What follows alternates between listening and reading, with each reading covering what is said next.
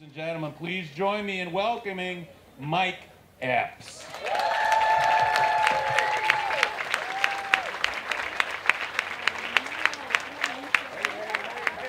Hey.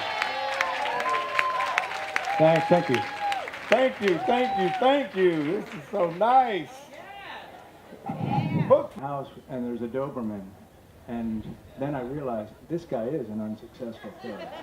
So why don't you tell us about that scene, because it kind of sums up for me. There are a lot of scenes in that shows, he's not going to make it as a thug on the street, and that's one of them. So could you tell us a little bit about the Doberman scene?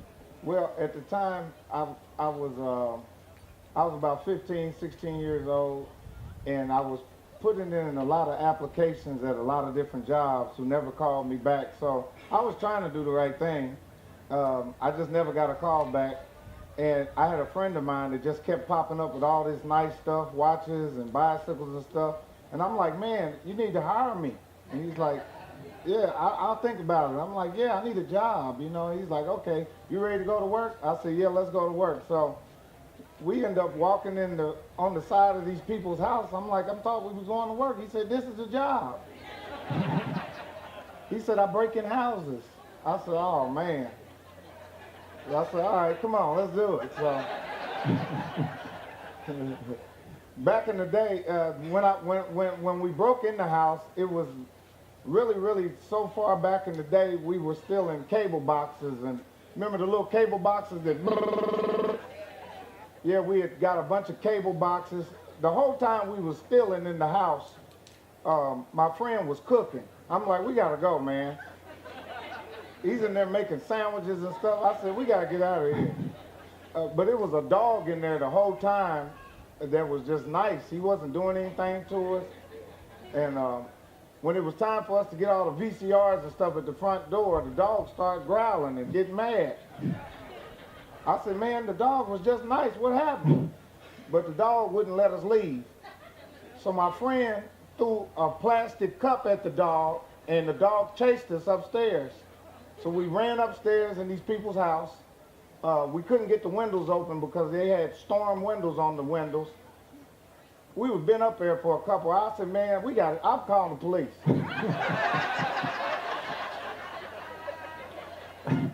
So he said, you a snitch. I said, no, I'm calling them on me. And whatever they do to you while you here, that's on you. But I called the police, and the 911 lady said, 911? I said, yes, I'm calling the police on myself.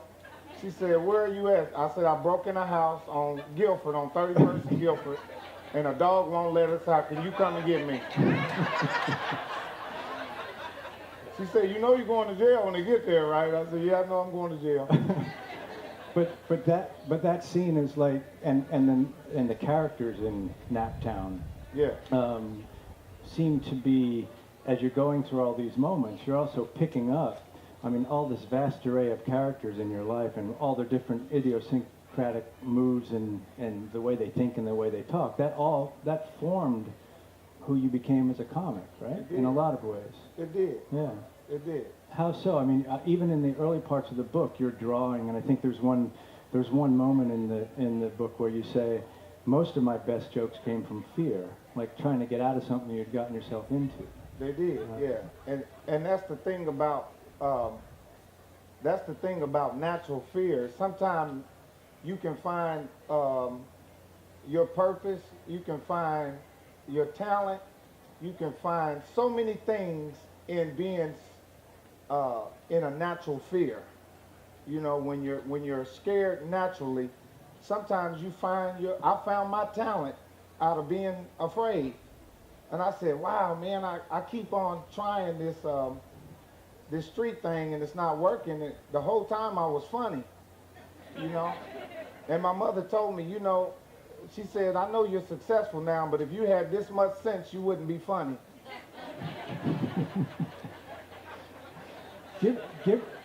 Give us a sense of Naptown back in the day when you were growing up. I mean, take us back just for a minute about the streets and what you encountered every day and how you pulled humor out of that. Right. Well, I'm from Indianapolis. I'm pretty sure a lot of you people never been there on vacation. But I'm from Indiana. I'm from the middle of America. And if anybody been to Indiana, you know that it's a segregated state, that it's just white and black. There was one Latino in our whole community the whole time I grew up. And everybody wanted to have a kid with her because they wanted their kid to look half Indian or whatever the hell they were trying to do. But growing up in Indiana was not easy. I went to school 30 minutes from where the Ku Klux Klan was originated at. I went to school with one of the Grand Masters of the Ku Klux Klan. His name was Richie Steele. And it was hard. You know, I can remember one day a kid got in a fight with one of the Klansman's kids, and when we got out of school, the Klan burnt the cross in the middle of the yard. And I was like in the 7th, 8th grade. But it was very, very segregated. Indianapolis was they call it Naptown because it's a town that sleeps. But right in the center of it is the ghetto. Just like everywhere else in the world, you can find poverty. And I grew up in the ghetto. I grew up, you know, around low-income property, low-income jobs, no jobs, you know, pimps, prostitutes, hustlers, you know, really a place that was not designed for me or anybody around there to make it. That's what I'll say it is. What's it like today? I know you own 12 buildings, or you own some real estate there. Yeah, I own some real estate. Every house that we got kicked out of when I was a kid, I promised my mother when I got successful, I was gonna go buy all of them. So,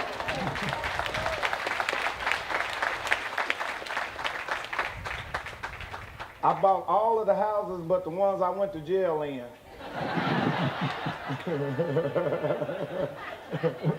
So now the neighborhood is a gentrified neighborhood, you know, and all of these people are walking through they walking down the street and they living in these houses where people got shot in them and people sold crap. Some of them neighbors, I want to tell these one neighbors that live in this house, they got a picket fence and the house is so pretty. I want to tell her so bad, you know how many Crips got shot in your kitchen?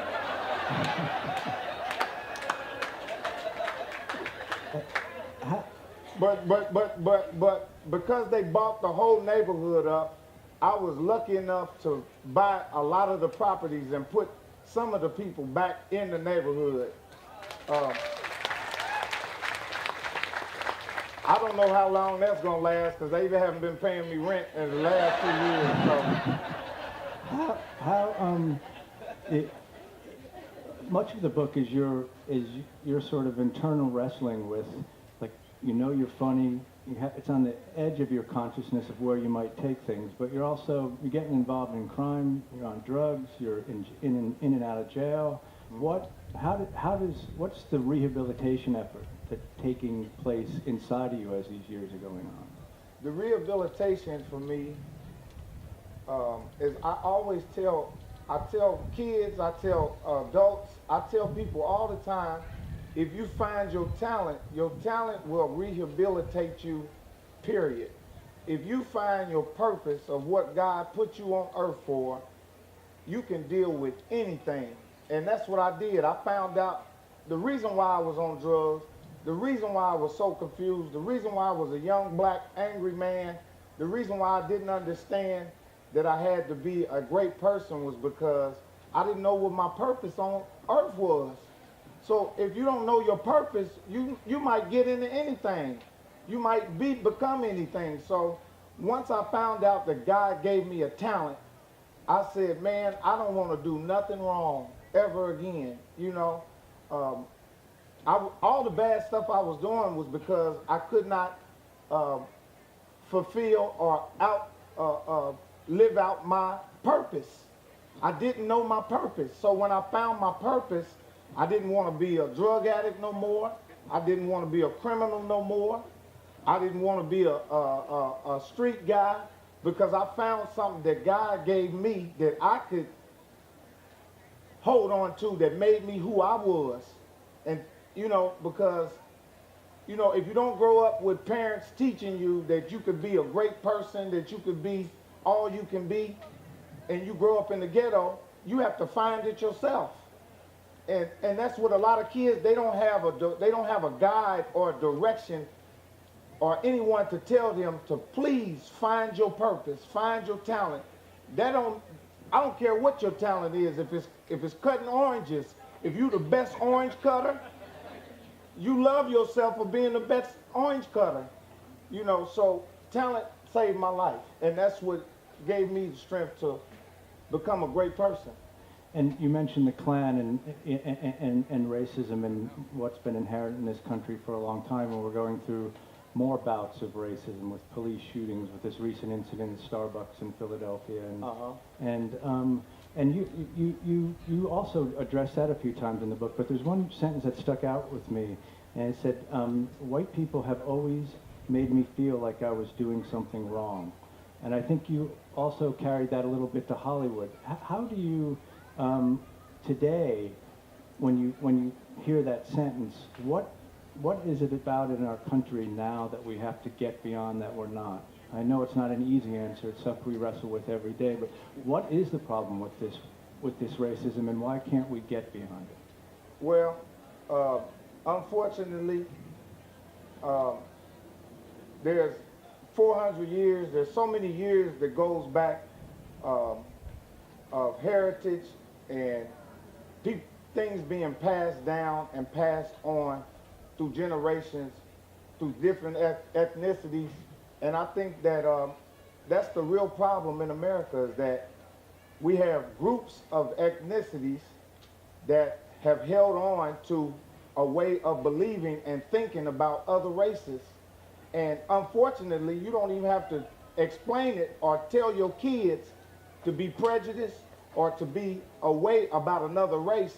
If that's how your whole family is, your kid don't have to be told that. They're going to automatically become that just through your actions and your ways, you know, because there's no way that you can be a Ku Klux Klan and you live in a house, and even if you don't teach your kids to be racist, they're going to see your sheet folded up in the closet. How about your comedy career? You started out, you were doing stand-up in Atlanta, you were working the sewers for the city, and you were doing stand-up in Atlanta, and then you went up to New York, and one of my favorite characters in the book is Mr. Klingman. Yeah. But take us today so we understand, when you got involved in comedy, the comedy world is much different than it is today. Now you've got podcasts, streaming, Netflix, you have all kinds of venues that comedians are vying for, very competitive. Not that it wasn't competitive before, but technology has made it different. What are the differences between then and now that you see? Well, I think now we live in a instant gratification world. All the kids and the youth, they want everything fast. That's the way the world is becoming, a fast, give it to me now country. And I think because everything is moving so fast, because of social media, it's just taking all the authenticity out of the world. You know, it's taken all the natural things that made the world, that made people who they were. I think it took it out of it. You know, social media is good for some situations, and for some situations it's not. And for the situation that is not good, that's what's destroying the kids when it comes to deciding this is what I want to do. I want it now. I don't want to put the work in. I want it now. The kids want everything now. I mean, they even want to die quick. It's sad. But they want to beat each other to death. You know, and that's sad, because that's what the society has become, an instant gratification society. One of the enduring characters in the book, of course, is your mother, a great influence had her own wit and humor, but also a real tenacity. What kind of influence did she have on you, and how does she, and how do you take the wisdom that she gave you and propel it forward? Well, my mother we grew up on welfare, and I think when you grow up with a mother that is on welfare, one of the best teachers in the world, because for so many years I looked down on my mother because she was on welfare and because she was on food stamps. But it took me years and it took me time to become an adult to understand that some of the things that my mother taught me was worth $1 billion.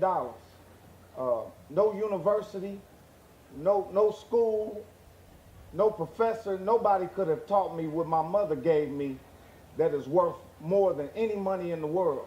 My mother taught me simple things like the word so.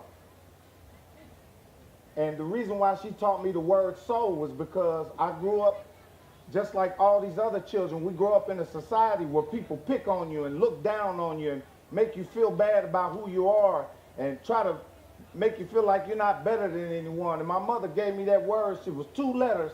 She said, use the word so. And when I started using so, all of my enemies just went away, because it's so hard to hurt somebody's feelings who don't give a care.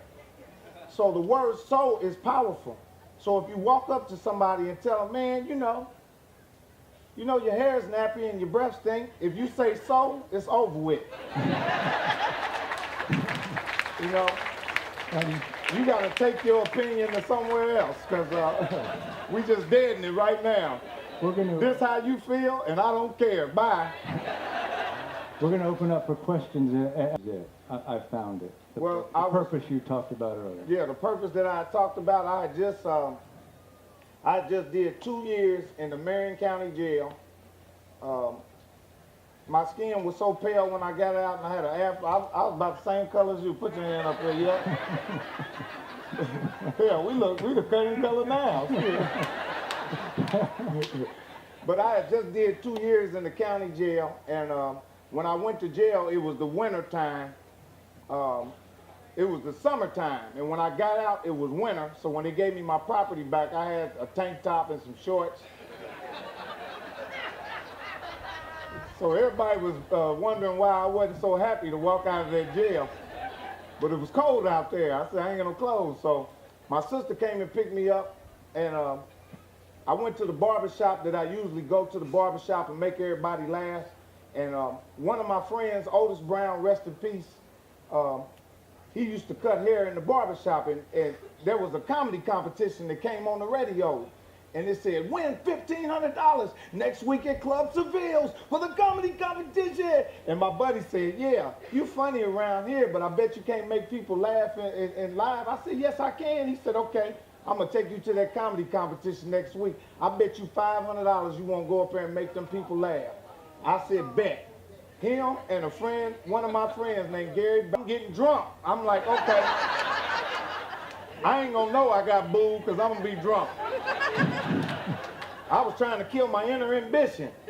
So by the time I got up on the stage, I was so drunk, I didn't care. I was funny. Everybody laughed. I said, oh man. So the next week, I was on the radio. I was on the local radio, and all my friends and everybody said, man, I heard you on the radio. And my mother said, boy, you was on the radio. They heard my name on the radio, and the whole neighborhood, the whole city knew I was on the radio. I went and put on a suit. I went and bought me a suit, and I invited the whole neighborhood to this club the next week to watch me do comedy. I got a little arrogant and acute and beside myself when I got a haircut, got my nails done. Went up on that stage and got booed in front of my whole city. All right, so we can open up for questions. The mic will come to you. Oh, damn, they got to hear the rest of this, man. I thought you were done. Oh, the dramatic pause. No. Go ahead. No, so I got booed off the stage, and Def Comedy Jam was on at the time, and my sister said, man, you could be on that show, man, if you really tried. I said, yeah, I should. I'll never forget, I wrote Def Jam a letter in New York that said I'm funny, and I took a picture of myself and sent the picture to him, and I found out that show business wasn't in Indiana. I said, I gotta leave. My sister gave me $85 in food stamps. I had a 38, a gun that was broke. And this how I shot. Bow, click, click, click, bow, click, click, click, click. I had a bag of cross-colored clothes and some shoes. By the time I got to Chattanooga, Tennessee, the guys that moved the bags had took all my clothes. So I had a bag of shoes. Now I was on my way to Atlanta because I told my baby mama, my first baby mama, I told my first baby mama, I got to get up out of here. I got to get out of Indianapolis. I think I'm on to something. She told her auntie, can Mike come and live with you? Her auntie said, yeah, Mike can come and live with me. When I called her auntie and said, I'm on my way to Atlanta, she said, Mike, some things changed. I said, what? She said, I'm married now. And I said, okay, well, can I come and stay somewhere? She said, man, I ain't got nowhere to stay for you, man, because I got a new husband. I said, all right. I went anyway.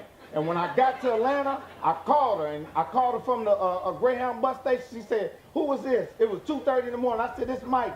She said, I told you can't come down here. I said, Janet, I want to change my life so bad. Come and pick me up and take me to the Salvation Army. I was going to go to the Salvation Army and sleep on them cots because I was trying to find myself. When she picked me up, we was riding, and she broke down and started crying. I said, what, Janet? She said, I can't take you to no Salvation Army. I said, what we going to do? She said, you can come and stay with me, but you got to stay in the basement. My husband go to work at 3:30 in the afternoon. You can't come out the basement until 3:30.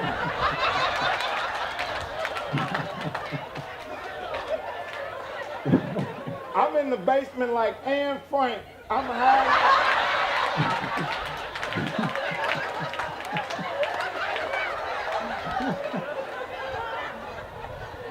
One day I come up out the basement, I done got comfortable. I come up out the basement at about 2:30. I got on some underwear and a bowl of cereal, and her husband standing right there in the... He backed up, he said, who are you? I said, I'm Mike. He said, Mike who? I said, I'm Janet's nephew. She said, she ain't never introduced me to you. Make a long story short, he called her, and I told him everything that I had been through and what I was trying to do. They let me live with them for a whole year. Slept on their couch for a year. Yeah. And then I found out show business wasn't in Atlanta. So I got on the bus and went to New York with $1,500. Went to New York with $1,500. When I got to New York, I didn't know, nobody didn't know where to stay. I stayed on the Hudson Highway, right there on the Hudson River. At the time, back in the early 90s, it was all raggedy and prostitution and drug users up and down the highway. I stayed in a hotel for $35 a night. The hotel room was so big, was so small, you had to come in and lay down and shut the door. I stayed in New York for a year. I ran around. I seen every entertainer. I walked up to Chris Rock, and he don't even remember me walking up to him. I seen him, I said, Chris Rock, I want to be a comedian. He said, yeah, right, everybody does, and walked away. And when I tell him that story right now, he said, man, I don't remember that. So many people ran up on me. I said, yeah, man, but I'm here now, baby, you know, and we know each other, you know. But anyway, make a long story short, I rode another bus.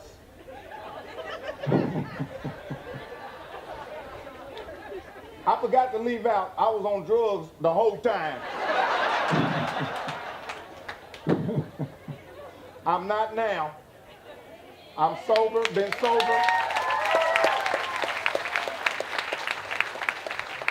Sober, been sober, happy, gonna continue to be sober, but God has been good. I rode another bus out here to LA, lived in LA for a whole year.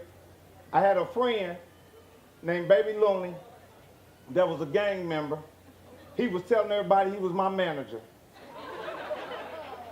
Me and him seen Ice Cube one night. I was performing. He said, Ice Cube want to see you. I said, what? Where's he at? Ice Cube said, man, you was funny on that stage. I said, I was. He said, can you act? I said, yeah. I didn't know if I could or not. I said, yeah, I could act. He said, come and audition for next Friday. I said, oh man, next Friday. The week that I auditioned for next Friday, my little friend, Baby Looney, got killed on Sunset. I went to Baby Looney's funeral, took my suit off in the car, left the funeral home, put my suit on in the car, went in there, and got that movie role. And it's been all she wrote. God been good. I've been doing movies. And I go around, I speak to at-risk kids all over the world because a lot of them don't have a voice or no one to speak to them because it's a small group of us that are very special that society shuns away because they look at us as problems, like we're a problem, but some of your most problem and some of your most troubled people in the world are some of the most beautifulest, greatest people you could ever meet in your life. I believe in redemption. I believe in redemption and second chances. You know, everybody make mistakes. And I'd rather make mine young than to get old and get this blanket snatched off of me. You know, that's just like, I love Bill Cosby, but if he'd have been doing that dirt on top of the table, it wouldn't have looked so bad. Richard Pryor did all his on top of the table. That's what I loved about Richard Pryor.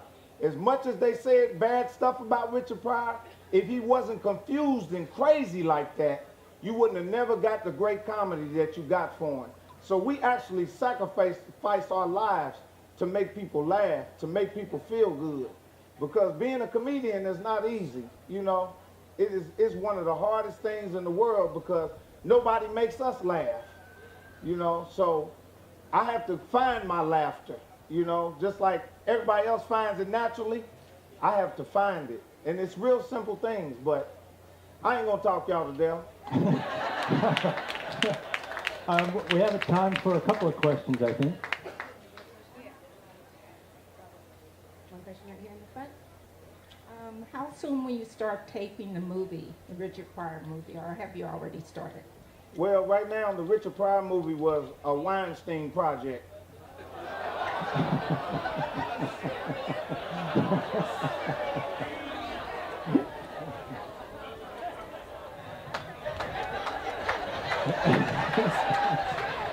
I gotta look around.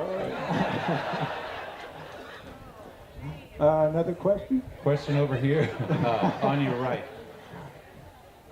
Yes, I have 3 sons, and my oldest son, he used to always like to make the teacher laugh and the class laugh. And I said, we don't send you to school to be a class clown. Yeah. You know, there is a line there. Where do you stress education? And not saying that comedy is not good, because it is. We need laughter in our life. But what do you say to young people who just want to be funny? They don't have any aspirations of being anything but just funny. Right. Well, that's a real tricky question because unfortunately, of being a class clown, the reward isn't always that you're going to become famous. So, I thank God that I was funny, and I thank God that I made it because if I didn't, I might have been mopping floors at USC over here somewhere. Not saying that that's bad either, but you know, you got to tell your son that he's taking a chance.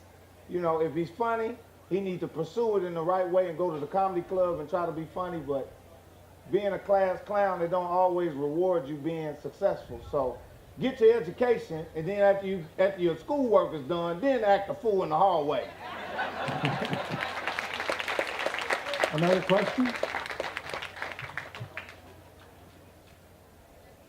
If you weren't a comedian or an actor, what do you think you would be doing with your life today?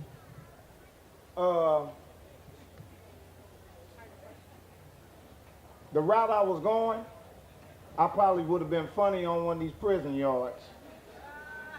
But if things would have went a little bit different, it would have definitely been, I would have been working with the youth and trying to steer these kids in the right way because I went through so many experiences as a kid that I think that because God spared me and gave me life, that was my calling, was to make these kids, to listen to these, you know, teach the kids something right, you know. Another question? Question on your right. Hi. Okay, so some people say we're living in the most sensitive times. That being said, how do you remain a successful comedian while navigating the heightened sensitivity? I mean, you know, again, you talking to a 4-time felon. You talking to somebody that's got 4 felonies. That I dropped out of school when I was in the 6th grade. I'm self-taught. You know, I've taught myself how to read and write, and I'm still teaching myself how to speak. But I try to make sure I don't say the wrong thing, but, you know, coming from me, what you gonna do to me?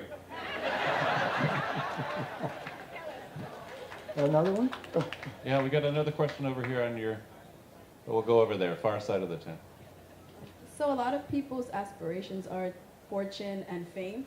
Now that you've acquired that, where do you find your happiness? That's a good question because I thought I wanted everything that I had, and I thought it was gonna make me happy, and none of it made me happy. And I think that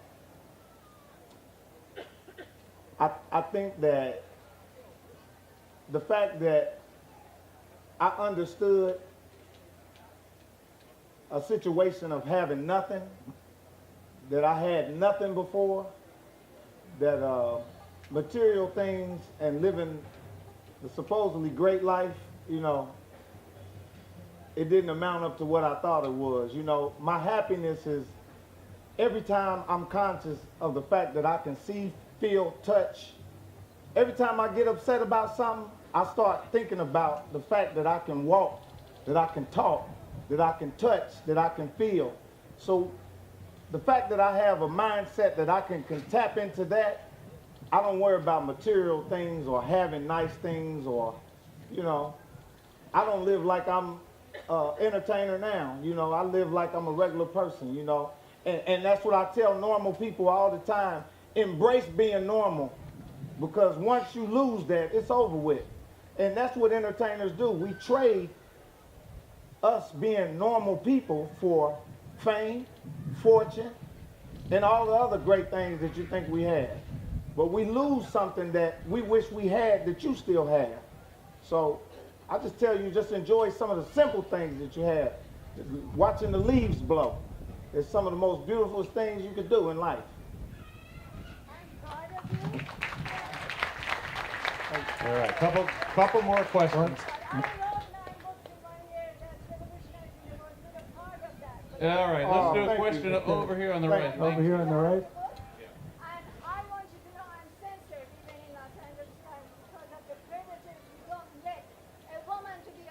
Okay, we're going to move over. Yeah, let's do this question with a young man over here. I thought that was Monique.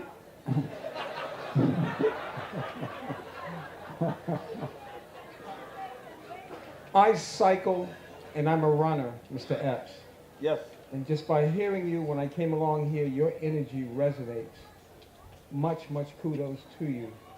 You have taken something from nothing and you know how to convert energy. You are a converter. You are a genius. Thank you, man. And I'm going to take that to the bank, what you just said. Thank you, man. People pay for things to hear what you have to say. And it's free. And you give. You, excuse my French, I'm going to curse like a sailor. You're fucking awesome. Stay up. I love you, brother. Thank you. Thank you. All right, one more One over more there. question. Can we get some white people to ask me some questions? Now, this is not looking right now. We need some white audience members now. Anybody? Some of these black people, that's my cousin about to ask me a question right there. I've been talking to his ass all week, man. I don't want to answer none of your questions. Here's the white man. guy right here. Yeah, Phil Donahue right here. Have there been any roles you've turned down because you don't like the way the character is depicted?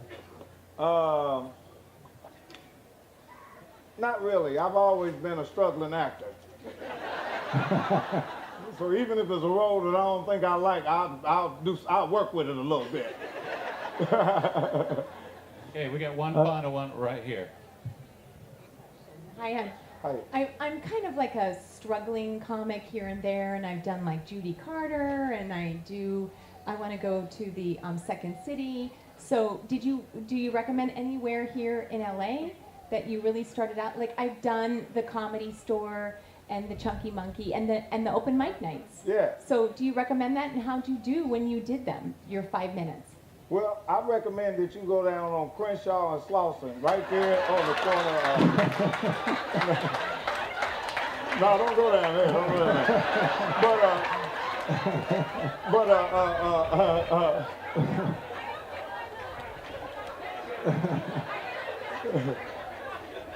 there. You'll be surprised at the response you get down there. No, but there's a club called the J Spot on La Tijera, right across from the and I tell all white comics the J. Girl, you know what the hell I just said.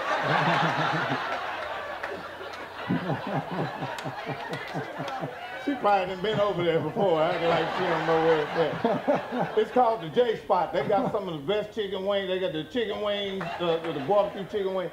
But it's a great spot, and I tell white comics all the time to go to this spot because it'll really give you your flair, you know? Because when I go to mainstream comedy clubs, it gives me a flair.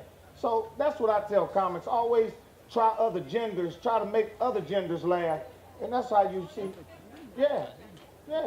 Ladies and gentlemen, Mike Epps. One more time. Thank you. Thanks, Mike. And thank you to Jeff Fleischman for a fantastic interview. Ladies and gentlemen, if you want to buy a copy of the book, you can do so right. The front half is Romans. You can buy a copy of the book there and then move to the back, which is